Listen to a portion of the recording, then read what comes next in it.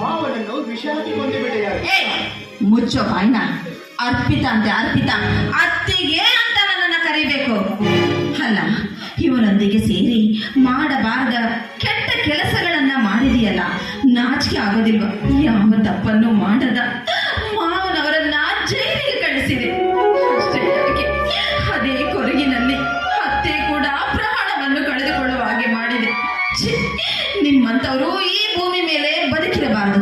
ಅದಕ್ಕೋಸ್ಕರನೇ ಈ ಪಾಪಿಷ್ಟ ನನ್ನ ಗಂಡನಿಗೆ ಹಾಕಲು ತಂದಿರುವ ವಿಷವನ್ನ ಇವನಿಗೆ ಕುಡಿಸಿ ಇವನನ್ನ ಸಾಯಿಸಿ ಬಿಟ್ಟೆ.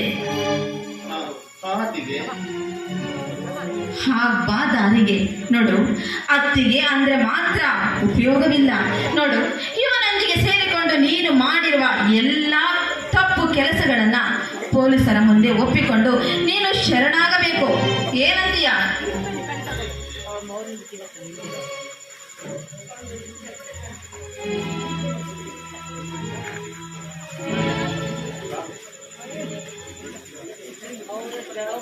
ನೋಡು, ಪೊಲೀಸರು ಬಂದಾಗ ಅವರೆದುರಿಗೆ ನೀನು ಶರಣಾಗಲೇಬೇಕು.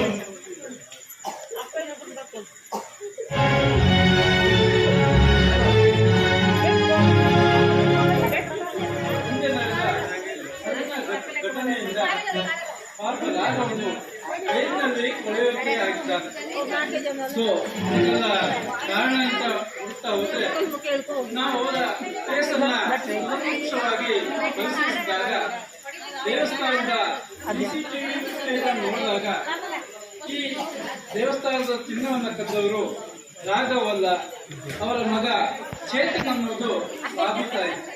ಹಾಗಾಗಿ ಈ ಚೇತನನ್ನ ಅರೆಸ್ಟ್ ಮಾಡಿ ನಿಮ್ಮ ರಾಘವನನ್ನ ಬಿಡುಗಡೆ ಮಾಡ್ತಾ ಇದ್ದೇವೆ.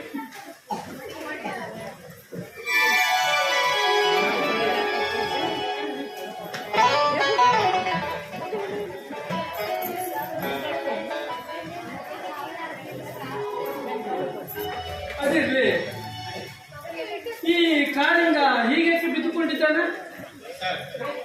ಅವರು ಬಿದ್ದುಕೊಂಡಿಲ್ಲ ಸರ್, ಸತ್ತಿದ್ದಾರೆ. ಅದಕ್ಕೆ ಕಾರಣ ಕೂಡ ನಾನೇ.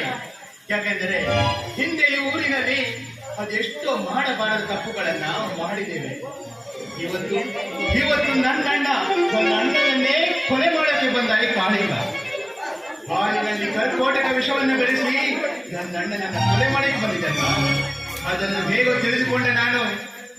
ಈ ಕಾಳಿಂಗನ ಕುಡಿಯುವ ಹಾಲನ್ನ ಅದನ್ನು ಬದಲು ಮಾಡಿ ಕಾಳಿಂಗ ಕುಡಿಯುವಂತೆ ಮಾಡಿಬಿಟ್ಟೆ ಸರ್. ಅದಕ್ಕೆ ಕಾರಣ ನಾನೇ ಸರ್. ಇದು ಸತ್ಯ ಸರ್.